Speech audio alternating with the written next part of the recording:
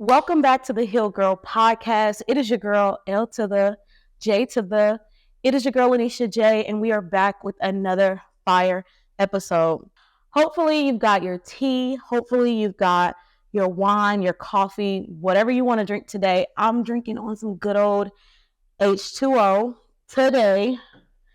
But most of all, hopefully, you're comfortable because this show is all about being intimate, being open and honest, being candid with ourselves. And we're going to do just that today. I hope that you guys are ready for today's episode. It has been really heavy on my heart to talk about this, no matter how many times I try to shy away from, this topic and how many times I try to create a different title for today's episode. I just cannot. I'm super excited to go ahead and dive into today. Hopefully it doesn't get as emotional as it has gotten in the past when I've had to just come to the realization of some things with myself. But if it does, then it does. So be it. I know what it takes to actually heal, and that is to release. And I'm super excited to jump into today's episode. So you've already read the title. Today's episode is titled, I Don't Trust God. I have struggled with fully understanding and fully wrapping my mind around a lot of events that I've gone through in life. A lot of situations that I have been involuntarily placed in, basically, to be open and honest about it, right? And I've always had people in my life, whether it be friends, associates, coworkers, classmates. I've always had people in my life who had the exact representation of what I've always wanted or dreamed for my life to be, basically. And in realizing and having this revelation at a earlier age, basically, I always sought God and I always sought God to figure out what his purpose for my life actually was. Like, why am I in the center of all of these circles where everyone has exactly what I want, right? Yet everyone looks up to me and I have exactly what they want.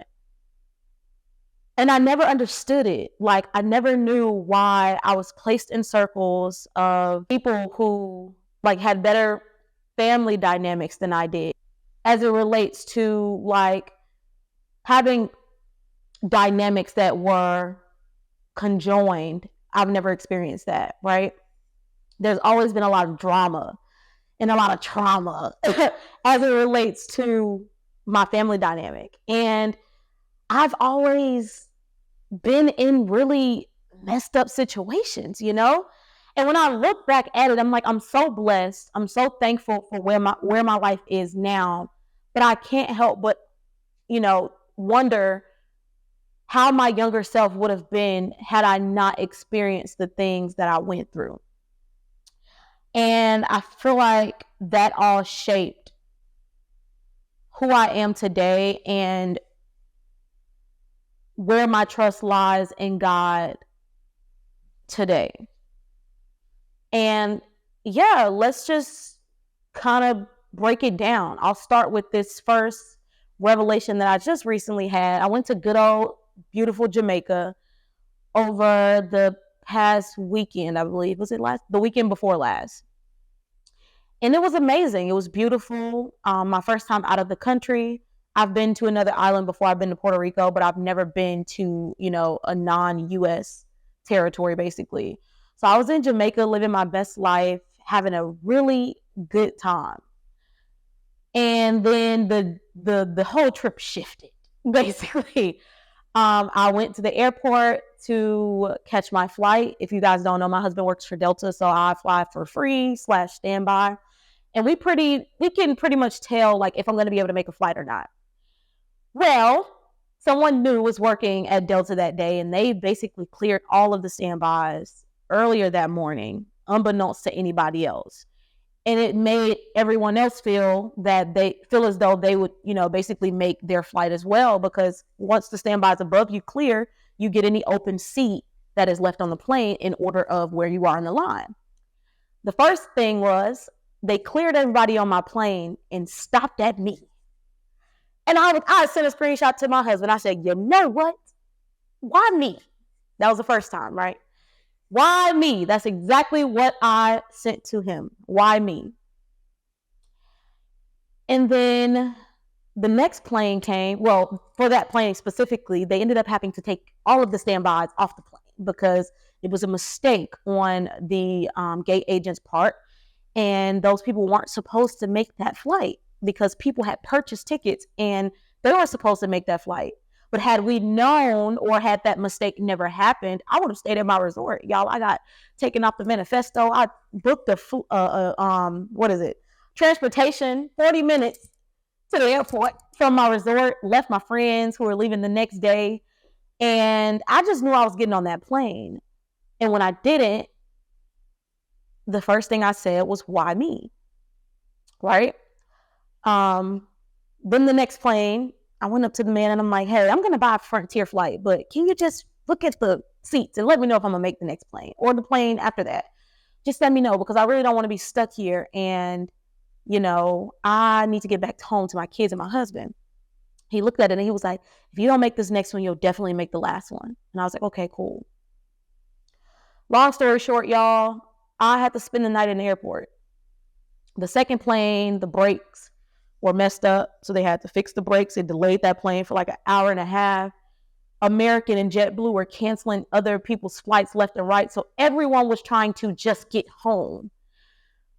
Before I knew it, it was too late to purchase the Frontier flight, and I was looking around the airport, and I was like the only person there. I didn't know you couldn't spend the night in the Jamaican airport. So this other lady came back. She was supposed to be on the same flight as me. She told me her nephew works for Delta, and she left and went to a hotel, but the hotel was so rusty and crusty. It was right up the street from the airport. And she said it was so bad that she was like, I'm not staying here. And she left and came back to the airport. So in that, I felt a little more secure because like throughout the whole night, I only saw, it's like 11 o'clock at this point. I was only seeing employees. And I kept asking my husband, like, are you sure I can spend the night in this airport? Because in Atlanta, you can sleep in the airport. And he was like, yeah, babe, you should be fine. Like, it's an airport. They don't close. I'm like, okay, cool. So I'm sitting there. I'm like cooped up in this little corner. None of the employees are saying anything to me. This lady comes back. I'm like, finally somebody from America. Finally somebody that is on the same flight as me. So finally somebody doing the same thing as me, right? And I was like, watch my bags real quick. I'm going to go to the restroom. She's like, okay, cool. So I'm walking to the restroom and I see these two police officers. And I'm just like, hey, because again, I don't know that I'm not supposed to be here. And they were like, hey, what are you doing back here? And I'm like, I missed my flight. I missed my flight. So I'm waiting on my next flight. And they were like, oh, when's your next flight? And I had bought a Frontier flight for the next day at 2 p.m. And I was like, oh, it's tomorrow at 2 p.m. And he was like, oh, you don't have like a hotel or anything? And I was like, no, why do I need a hotel? And he was like, because this is a restricted area and you can't be back here. Again, I'm like, in my head, why me? You know? So he's like, is anybody else with you? And I'm like, well, they gonna see her anyway because they about to walk right past her. So I was like, yeah, it's another lady who also missed her flight. She's right up there. And they were like, okay, cool. Go ahead and use the restroom. Come back. We're gonna walk you out. I'm about to, what? You about to do what? He's like, yeah, we're gonna walk you out. I'm like, well, can we at least sleep in the front of the airport? And he's like, oh, yeah. You just can't be past TSA. You have to stay at the front. So I was like, okay, cool. Sat up there and tossed and turned that whole night, trying to get a little bit of sleep, but not really being able to get any sleep. And I was listening to, made it back through TSA. The next morning, I got up. I was just sitting there, basically tossing and turning. Every 20 minutes, I was sleeping up and looking around, moving, trying to make sure I was safe, calling my husband every couple hours to let him know that I was safe. And 5 o'clock hit, and I was like, I'm going back to TSA. The first Frontier flight is at 7 a.m., so I'm sure people are about to start coming into this airport. I'm going back to TSA. So I went back to TSA, went upstairs, and I was scrolling through TikTok, And I was done, y'all. Like, I was really done. I was like, I'm never coming back to Jamaica. Customs was horrible. I was in line for 2 hours. Now this. I'm never doing this again. Like, and in my mind, I'm sitting here like, this whole time I've been contemplating, why me? Why me? Why me? Why me? You know? And I am listening to this video, and this girl, she's talking, and she's like, telling me, well, not telling me, well, she was telling me, she didn't know she was prophesying to me when she was saying what she was saying, but she was saying something to the effect of understanding and knowing that things don't happen to you, but they happen for you. And my subconscious was like, you know this. But my flesh is like, why do I always have to go through hell and high waters? You know? Like, why can't things ever be easy for me? And I have been telling myself for the past couple of months to be honest with myself and just say it like it is. And I have come to the realization that I do not trust God. And that lack of trust stems from, of course, a lack of relationship, because there have been a lot of like moments in my life where I've had really strong and spiritually connected relationships with God. And then there have been other times where I can't remember the last time I prayed, you know, or just sat and talked to God or read my word, like those type of things. And I realized, like, girl, you don't trust God. Like, no matter what you say, no matter what you do, no matter how many scriptures you quote other people, no matter how many words of encouragement you give other people, you can't give that same thing to yourself. You don't trust God. How do you trust God enough to be there for someone else when you don't even trust him enough to be there for you? And it brought me to tears, like just the realization of having to like pull back the curtains and pull back the layers of everything that I have, all of the ways that I've presented myself and my faith in God to other people. And even to myself, like lying to myself and being disingenuous with myself about how close me and God really are, you know? I say all that to say that I want to talk about a couple of moments in my life and a couple of things that I've had to experience that I feel like are direct causes to the effect of me not having faith in God or me not trusting God. And what I'm going to do is, y'all, the Hero Girl journal is complete. And I'm going to go to one of my shadow work pages in this journal that is specifically related to relationship with God, right? And I'm going to ask a couple of the questions that I have prompted here. And I just want to go through this with you guys just so that we can work through this together. And I will make this journal available to you all. I actually want them to be physical journals, but I think I will have the digital version available for those who just like, you know, to journal on their iPads and things like that. So this will be available soon. Right now, this is all still, you know, I'm still working on everything. I'm getting it printed and getting it available for you guys. So let's see. Let me go here. This is one of my shadow work entries, and it states, hold on. All right, so I'm gonna read two of the prompts here, and then we'll go from there because again, it get a little deep. So, how often am I praying and asking God for guidance through the hard times that I am experiencing? I will let you guys know open and honestly, it normally gets to the point of being unbearable sometimes before I actually just be like, have I even prayed about this? And when I realize that and I pray, it's like almost instantaneous. Boom, the breakthrough comes. And I feel like in those moments, God is just asking me to just talk to me. Like, if you just talk to me, I will give you the clarity that you need. If you just talk to me, you will find the answers. If you just talk to me, it will relieve some of that burden of stress and worry off of your chest. And when I was writing this prompt, it brought me to tears again because it made me realize it is a one-sided relationship. And as much as I hate one-sided relationships, I've been the friend that I dislike from other people to God. Like, I've been the friend that I've literally, I am the friend in my relationship with God that I keep cutting off in my personal and real life. And that sucks, to actually realize that you are exactly what you don't like.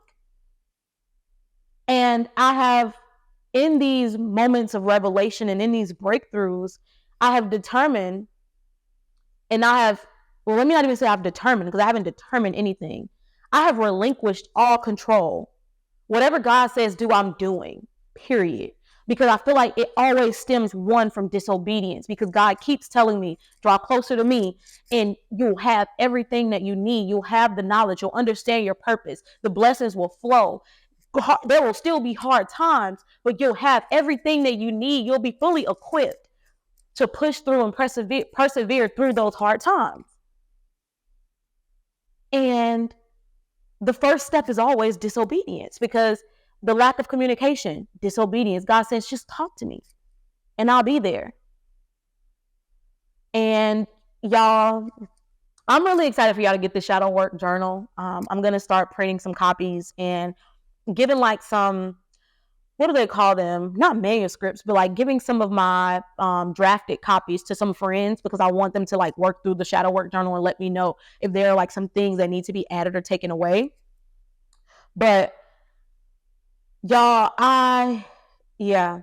that how often am I praying? I realize that I'm not praying often enough.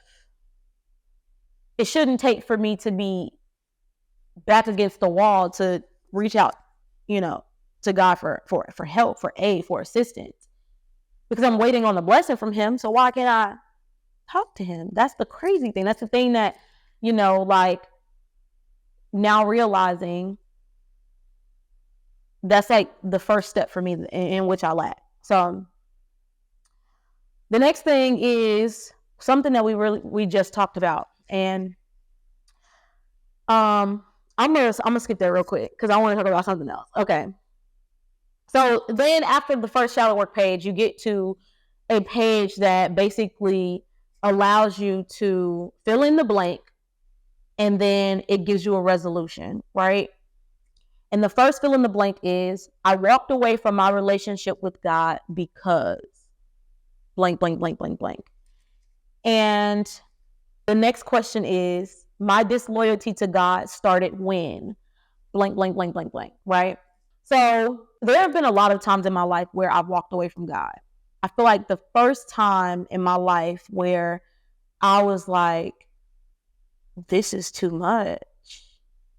Like, you really don't care, was when my great-grandparents passed away. And if anybody knows me, you know that Elvin Cation and Bessie Cation were like my backbone. I love those people so much. So much. And God allowed my granddad to live until he was 95 years old. So I definitely, my great-granddad, to live until he was 95 years old. And I greatly appreciate God for that. But when they passed, it was like our whole lives changed. My mom's aunt, which is my great-granddad's daughter, took us out of his will, took all the money that he saved for me and my brother. My mom's name was on the house, took the house, kicked my mom out, said that we can stay, but my mom has to leave. Y'all, it was like downhill from there. Like, everything in my life changed when my grandparents got sick. And the crazy thing is, we didn't really have much when my grandparents were alive. We had what we needed. We had food on our table. We had clothes on our back. We had a roof over our head. My mom was working, taking care of the house. My grandparents were getting sick, but they were still able to, like, take us to the grocery store, and we were able to get out of the house, even though my granddad lost me at the grocery store a couple times. That's a whole another story. But we were still able to do what we lived a really great life to be where we were from. Like, I'm from Chicago, so a lot of people couldn't say that they had the things that I had in that moment. And when my grandparents passed away, I feel like that's when my whole world kind of flipped upside down. And that was the first couple of moments of, is God real for me? I was still really young, so I didn't really know how to resolve that, or the feeling wasn't as deep because I was taught that God is real. Like, no matter what you say, God is real. And I was taught to, like, not believe that God is real is like blasphemous, right? So I always pushed that thought far out of my mind.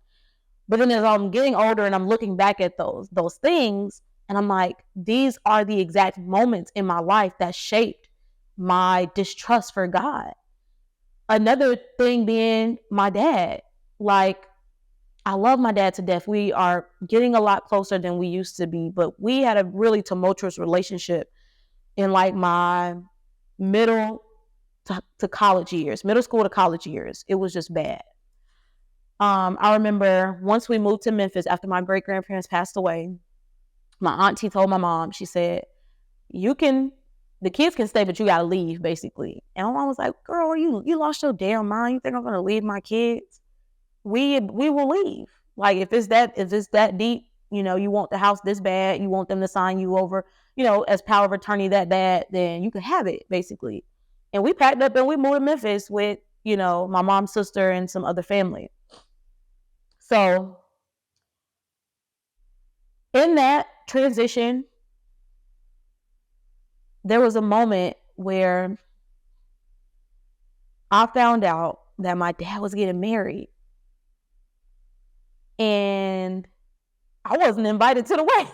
And that's the crazy thing. Like, I'm your only kid. And I'm not even at the wedding. And like it, and I, back then, I was like, I don't care. Like, that was my mind for it. That was my thought process, right? But now looking back on that, it's like, I really felt thrown away by my father. And that leads to my feeling of feeling thrown away with God when things in my life go bad. It makes me feel like these things are happening to me, not for me, right? And y'all can go on and on. When my mom got shot, and I didn't know if my mom was alive or dead. And I wonder if I should tell that story. I might cry. Oh, I might cry.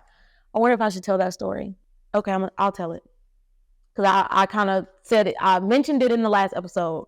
So I guess I can tell the story and then kind of bring this all to a conclusion.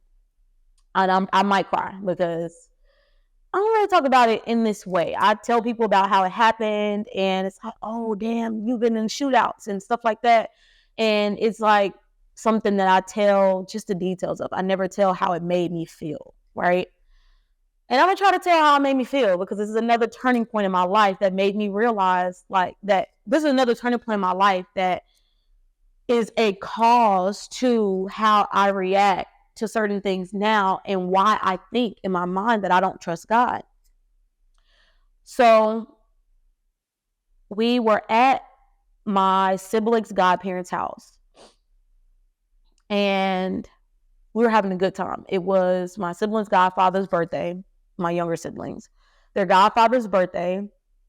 And he was also, it was also him and his wife's anniversary that same weekend. And so he had a bunch of family over, and we were basically family to them. And we were there, and they had a bunch of family over, and we were having a good time. Every time we go there, it's a good time. Like, they had a really nice house in the suburbs of Mississippi. They always treated us so nice. Like, I love that family to death, still to this day. Sam, Samira, Roderick, I love those people. Rob, who passed away that night. I love them so much. But we were at the party, and it was just family. It was just a bunch of family, and then us, but we were their family basically. And we were there, and we were having a good time. And then their godfather's neighbor came over. He was blackout drunk, so he come into the in the garage, because their garage was like an enclosed garage. They had like sealed up the garage door, and this is where they normally held their parties. It was carpet on the floor, like it was like an extra room to the house. So he comes in and he's like belligerent basically. So Rod, being who he was like, all right, you gotta go, man. It's all my family are here and you in here acting crazy. Like, come on, you gotta bounce. So they go outside. He's like, listen, I try to be there for you. I try to be a friend to you, but you are like, you blackout drunk and you hitting on my female family members, and it's just uncomfortable. Just go home. Just go home. So he tell the dude wife, just take him home. Just take him home. So he was like, you right, man. I'm going to go ahead and go home. And he turns around to leave, and then he turned back around and he hauled off and he smacked Rob. So my siblings' goddad at the time, he was like stunned. Like, I'm giving you the benefit of the doubt. Like, the family in there was the one that wanted your head, but I gave you the benefit of the doubt, and you smacked me. And as a man, they got the tussling, so that he beats up the guy, and he tells his wife, take him home. Like, I told you to take him home. But the guy had been beating on his wife and his kids and stuff like that. So she was afraid of him too. So the guy gets up, he leaves, and he lives across the street, but he gets in his car and he drives off. And my mom and Rod, when the situation was happening, my mom came in and was like, kids, go to the back. And all the kids, and I'm the oldest of 6 kids. My mom has 6 children, and I'm the oldest. And my little sister was 3 weeks old at the time. This was another celebration because she was, going to be being introduced to our family, our extended family. So my mom was like, kids, go to the back. So me, all 5 of my siblings, I'm holding my little sister in my arms. She's 3 weeks old. We're all migrating to the back of the house. And we sit back there for a couple of seconds. And then you just hear gunshots. And within a matter of minutes, the house is just riddled with bullets. And, y'all, that day I knew because I knew we were going to die. Like, I knew that it was over because we could hear them screaming. They were screaming that he's coming in the house. He's in the house. He's in the house. And we were y'all, I put my siblings under the bed. My sibling that was closest to my age, he's 3 years younger than me, but he's closest to my age. I was burying him in clothes in the closet. I took my little sister and I put her on top of the closet shelf. And I was just piling clothes on top of her, not on top of her head, but on top of her body, and like making like this makeshift, like what a bassinet basically with clothes from their closet, because we were in their master bedroom. And the closet door is open and there's nowhere for me to hide. And my siblings, my 2 youngest boy siblings, I stuffed them under the bed. And I'm like, don't move, don't get up, don't say anything. And I'm just standing there and I'm stuck. I'm frozen in time. And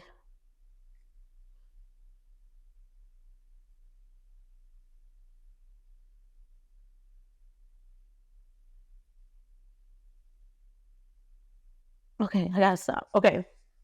And in that moment, I'm like, I don't even think about myself. I'm like, my siblings, like, I'm looking at them and I'm like, literally in that moment, I'm like, shut up, be quiet, don't say anything. And we can still hear them screaming. We still hear gunshots going off. And it feels like an eternity. Like, it feels like it's happening and going on for forever. And then to add more chaos to what's actually happening, somebody runs and busts into the room and they're trying to kick the windows out of the frame. but there are bars on the window. So we're stuck in this room.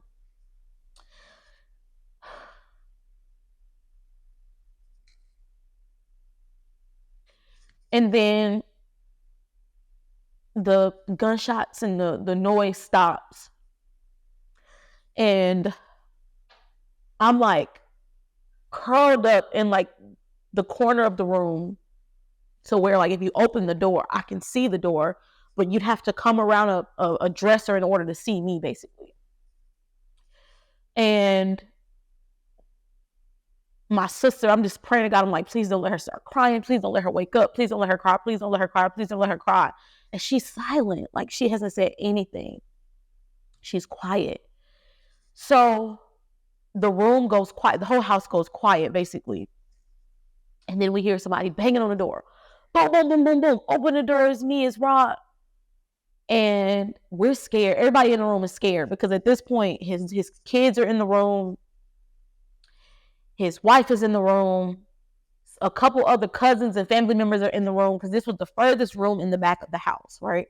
My little siblings are under the bed. All three of my little siblings are under the bed, except for my baby sister. She's on the top of the closet. And then my brother, I, again, buried him in the clothes inside of the closet. And, yeah, it was crazy. So open the door, it's Rod, open the door. And then the craziest thing happened. His wife goes to open the door. She opens the door and he collapses and he falls backwards. And his brother is standing behind him. And we're all standing there. Me, his kids, we're standing there and we immediately see like he begins to just swell. And then he starts turning blue.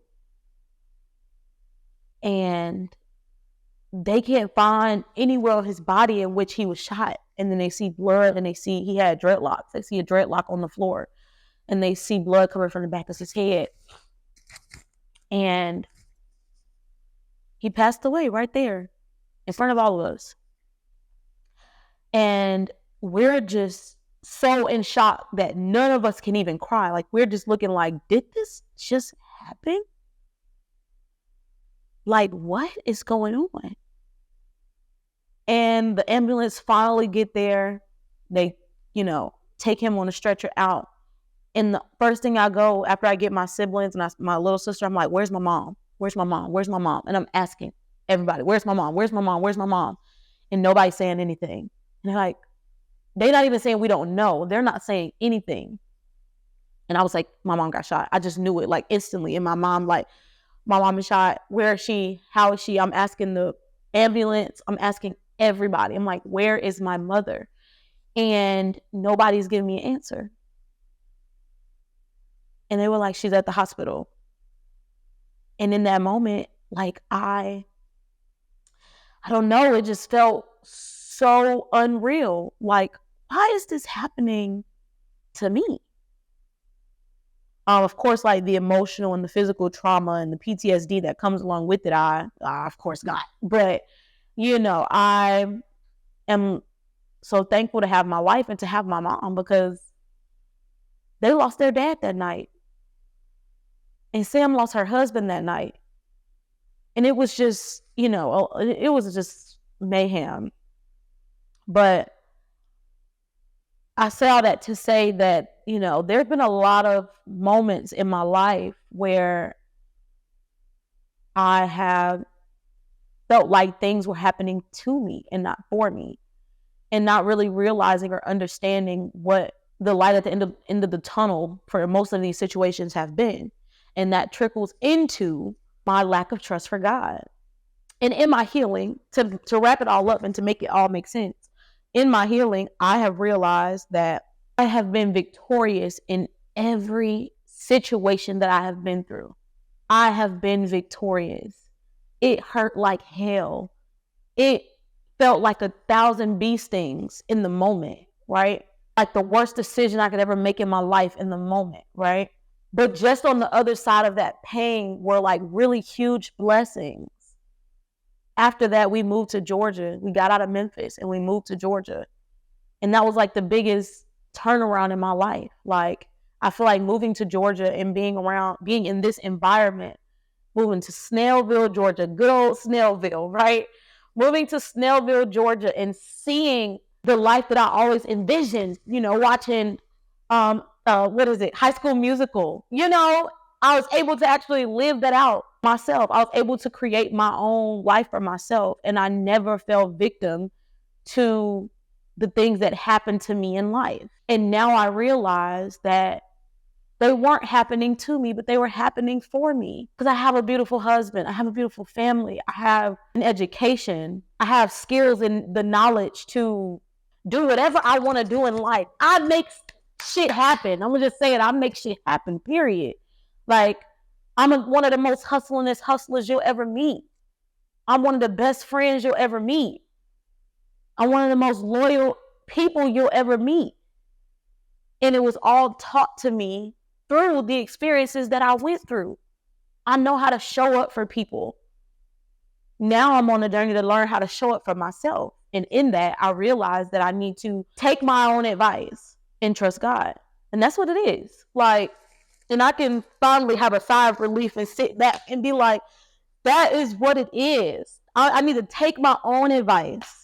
And I need to trust God through it all, through the good, through the bad, through the ups, through the downs, through the trials and tribulations, through the confusion, through the uncertainty, when it's good, when it's bad, when it's hard, because it's never going to be easy. And when it does come easy, it'll never last. The easy things don't last. Not at all. I hope you guys enjoy that story. It was a real life event, basically, that happened, in my life. But I want to read you guys one of the resolutions really quick that is inside of my journal I walked away from my relationship with God because, and it says, to rebuild my relationship with God, I must stop trying to be in control of my life. I must remember that God's love does not disappear when I experience a storm. There have been painful moments in my life where my faith was wavered. There have been painful moments in my life where my faith has wavered. But I must remember that God is not expecting me to be perfect and to not have questions. But He is expecting me to remember His love for me and always seek Him. And it's just as simple as that. It really is just as simple as that. The next resolution is I can heal, my disloyalty to God started when I can heal from this disloyalty by forgiving myself for past choices and moving forward with clear intentions to genuinely rebuild our relationship through consistent conversation, prayer, worship, and studying His word. And if you got nothing from this episode, I want you to understand that there will always be something, whether it be painful, confusing, whether you be left in the dark about certain situations, whether you just have no idea where to turn or what to do. Those situations are unavoidable. You can't avoid those. What you can do is first acknowledge your distrust and your lack of faith and understand the root. That's the most important part. The most important part is understanding the root. And when you understand the root, you learn to attack your healing there first. Think about the work that you do within the healing journey as you scrape your knee on the ground. Your body's immediate response is to send white blood cells to start to coagulate that blood and create a scab, right? That's exactly how we need to attack our traumas within our healing journey. Once we realize where the pain point is, we take those traumas and we start to attack them and start to dive deeper into them and start to understand this happened and this is how I felt. And me feeling this way, formed me to react in this way. And even in today's time, even though this happened to me 15 years ago, I still react this way because this person did this to me. This family member did this to me. This parent did this to me, right? And once we're able to attack those pain points and allow them to heal, they don't become as painful anymore. But then we're left with a scar, and the scar signifies the lesson. And in the lesson, we're able to understand and break down how that correlates with our actions and reactions in everyday life, our efforts in everyday life. And that's where I'm at right now. Like, I'm understanding my pain points. I am attacking them head on, no matter how painful they may be, no matter how many times I have to dig deep into this wound to actually figure out where the point of entry is, or how deep the wound is. I'm doing it. And I hope you do it too. And I hope this conversation helped you. I hope you were able to take something away from this. And I can honestly say in this moment that I do trust God.